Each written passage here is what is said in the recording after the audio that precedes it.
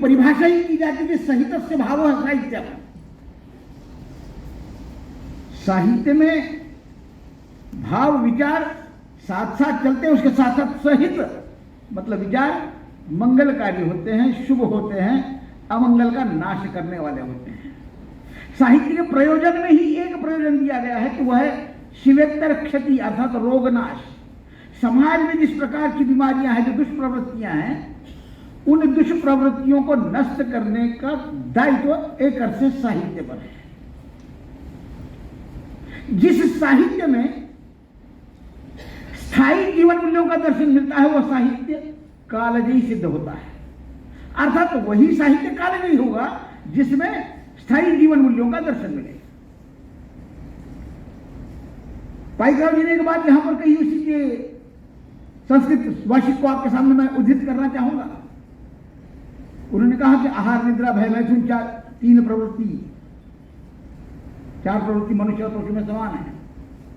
वो पंक्तियां इस प्रकार की कि आहार निद्रा भय मैथुन के सामान्य मेतद पशुवीर नरणा। आहार निद्रा भय और मैथुन ये चार प्रवृत्ति मनुष्य में भी है और पशु में भी है। मनुष्य को भी भोजन चाहिए, पशु को भी भोजन चाहिए। निद्रा मनुष्य के लिए आवश्यक है, पशु के लिए आवश्यक है। भय मनुष्य को भी है, पशु को भी है। मैथुन काम प्रवृत्ति मनुष्य के पास भी है, पशु के पास भी है। फिर ऐसी कौन सी प्रवृत्ति है कि जो मनुष्य को पशु से अलग करती है?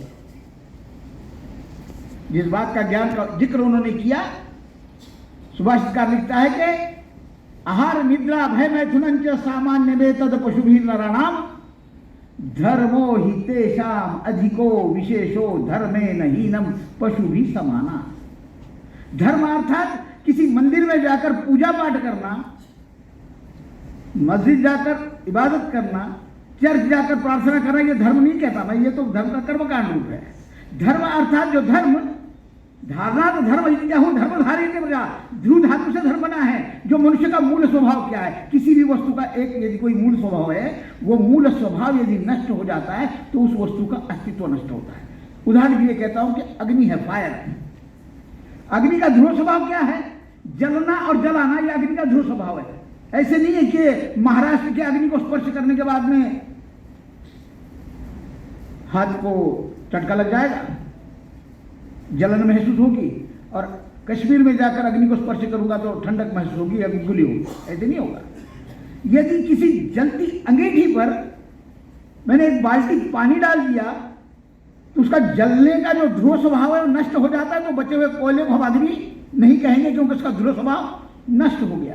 तो ऐसा ध्रुव स्वभाव मनुष्य का क्या है? तो मनुष्य का ध्रुव स्वभाव मानवता है, मनुष्यता है।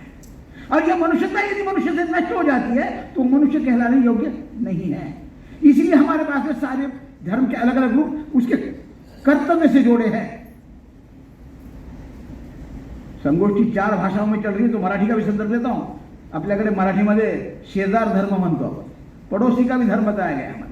कि पड़ोस में किसी की मृत्यु हो जाती है तो उसके पड़ोसी के घर में छोटे छोटे बच्चे हैं तो उनको हम अपने पास ले आते हैं और अपने घर पर भोजन कराते हैं। ये मनुष्य शेजार धर्म, पड़ोसी का धर्म है। तो ऐसे सारे धर्म है, मातृ धर्म, पितृ धर्म, भातृ धर्म। बेटे का धर्म क्या है, पड़ोसी का धर्म क्या है, पुरुष का धर्म क्या है, पति का धर्म क्या है, पत्नी का धर्म क्या है, पुत्र का धर्म क्या है, ये सारे धर्म के साथ में जोड़े हैं। तो इसलिए हमारे पास में जीवन मूल्यों का जहां तक संबंध आता है उसको हमने धर्म के साथ जोड़ दिया। धृति, क्षमा, दमोस्तेयम, शौचम, इंद्रिय निग्रह, धीर, विद्या, सत्यम, क्रोधो, दशकम धर्म लक्षणम। धर्म के 10 लक्षण बताए गए। धैर्य, धृति ये मनुष्य में होनी चाहिए। क्षमा का भाव उसके पास में होना चाहिए। इसलिए गौतम बुद्ध ने तो अष्टांग मार्ग बता दिए।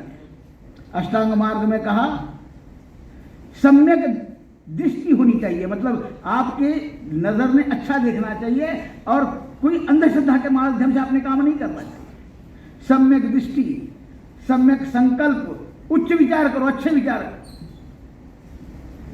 सम्यक दृष्टि, सम्यक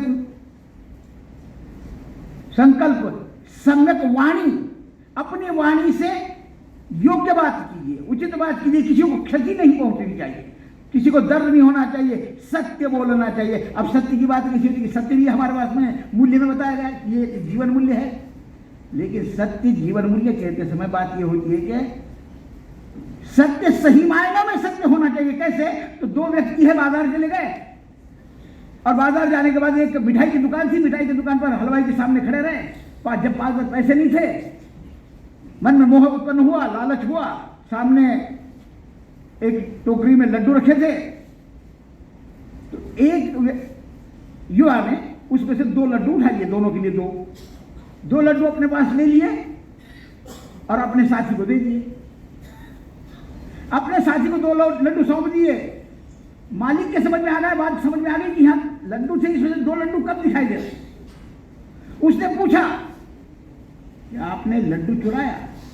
तो पहला व्यक्ति कहता है, पहला लड़का कहता है, मेरे पास लड्डू नहीं है, मेरे पास लड्डू, सत्य बोल रहा है, उसके पास लड्डू नहीं है। तो मालिक ने दूसरे से पूछा, आपने लड्डू चुराए? दूसरे कहा, मैंने लड्डू नहीं चुराए। दोनों भी सत्य बोल रहे हैं, सत्य दोनों भी बोल रहे हैं, लेकिन यह सत्य सही मायनों में सत्य नहीं है। तो सम्यक वाणी किस प्रकार की होनी चाहिए? सम्यक कर्म, लोगों को क्षति देने वाला कर्म नहीं होना चाहिए, उचित कर्म होना चाहिए। सम्यक कर्म,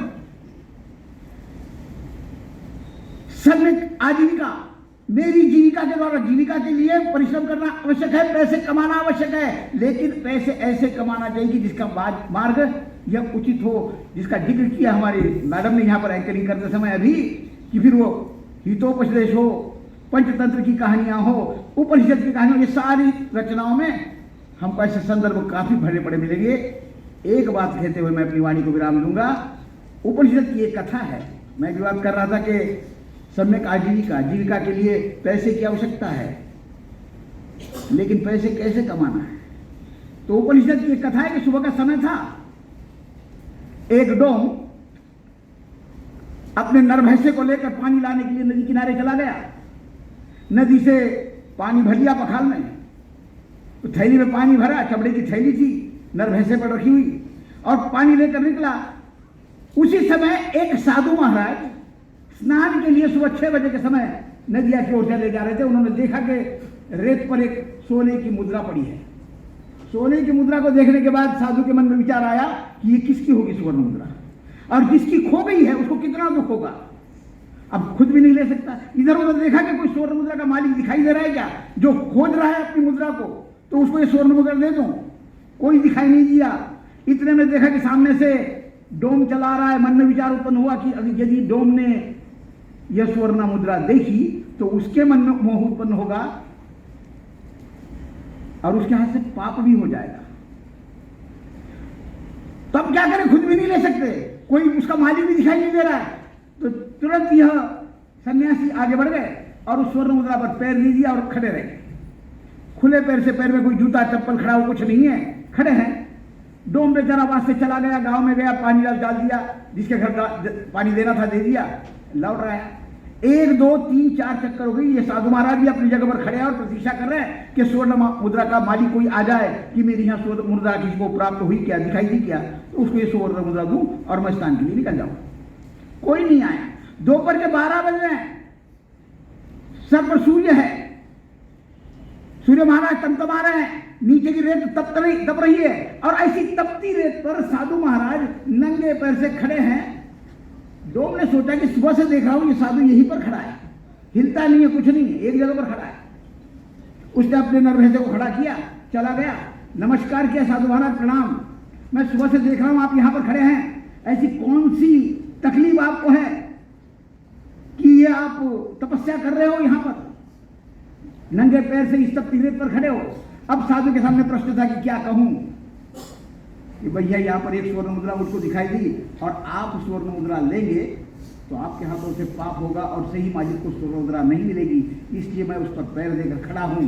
ऐसे कहूं तो डोम बुरा मान जाएगा और झूठ बोलूं तो मुझको पाप लगेगा। तो उसने कहा कि मैं सच बोल नहीं सकता, सच बोलूं तो आपको बुरा लगेगा, झूठ बोलूं तो मुझे पाप लगेगा, मैं नहीं बात आपको सच नहीं बता सकता। साधु ने कहा, डोम ने कहा महाराज आप साधु हो, सन्यासी हो, आप विद्वान हो, आप मार्गदर्शक हो, आपने तो सच बोलना चाहिए, आप बताइए सच क्या है, मुझे कोई बुरा नहीं लगेगा। साधु ने सारी घटना सुनाई। घटना सुनने के बाद डोम के चेहरे पर जरा हल्की सी मुस्कान दिखाई देने लगी। डोम ने कहा कि महाराज मैं जाति से डोम हूं, पिछड़े हुए वर्ग का हूं, मेरे बाप दादा परदादा यही काम करते कि यहाँ से पानी ले जाते हैं, गाँव में पानी डालते हैं, 2-3 रुपये जो मिलते हैं उसमें से मैं, मेरी पत्नी, मेरे बच्चे किसी प्रकार हमारी जीविका चलती है। कभी 2 समय की रोटी मिलती है, कभी एक ही समय की रोटी मिलती है, शाम में केवल पानी पीकर सोना पड़ता है। पिछले 20 वर्षों से मैं ये व्यवहार कर रहा हूं, कई बार भूखा सोना पड़ता है। आपकी जानकारी के लिए कहता हूं, पिछले 4 दिनों से ये स्वर्ण मुद्रा यहां पड़ी है। मतलब पिछले 4 दिनों से यह स्वर्ण मुद्रा यहां पड़ी थी, लेकिन उसको डोम ने नहीं छुआ। ये इस देश की परंपरा रही। मैंने ये उदाहरण जानबूझ के दिया। सुबह जब मैं यहां पर आया तो मुझे सम्माननीय संस्था के सचिव महोदय ने बताया कि एक पद की भर्ती के लिए कुछ होता है। तो वो सुनने के बाद मेरे मन में ये विचार उत्पन्न हुआ कि किन मूल्यों की ओर हम जा रहे हैं। हम जिस भारतीय परंपरा और जिस भारतीय संस्कृति की बात करते हैं, जिसे केवल इस देश के नहीं बल्कि मैक्स मुलर भी कहता है, विदेशी विद्वान कहता है कि यदि जीवन मूल्य यदि आपको देखना है तो ये जीवन मूल्य आपको भारतीय परंपरा में मिलेंगे। मित्रों, हम अपनी धरोहर को खो रहे हैं और रो रहे हैं किसी अन्य चीज के नाम से कि देश में भ्रष्ट निर्माण हुए हैं, देश में भ्रष्टाचार है, देश में अन्याय अत्याचार की प्रक्रिया चल रही है।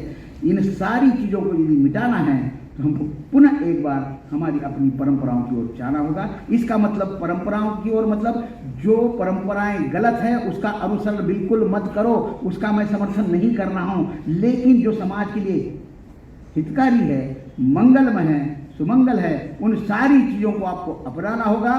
पुनः एक बार आयोजकों को मैं बहुत बहुत साधुवाद देता हूं, बधाई देता हूं, अभिनंदन करता हूं, आप सभी को वंदन करता हूं कि आप इस संगोष्ठी में सम्मिलित हुए। अपने विचारों से आप यहां पर सभी को लाभान्वित करेंगे। पुनः मुझे यहां पर आमंत्रित किया, इसलिए धन्यवाद देते हुए अपनी वाणी को विराम दूं।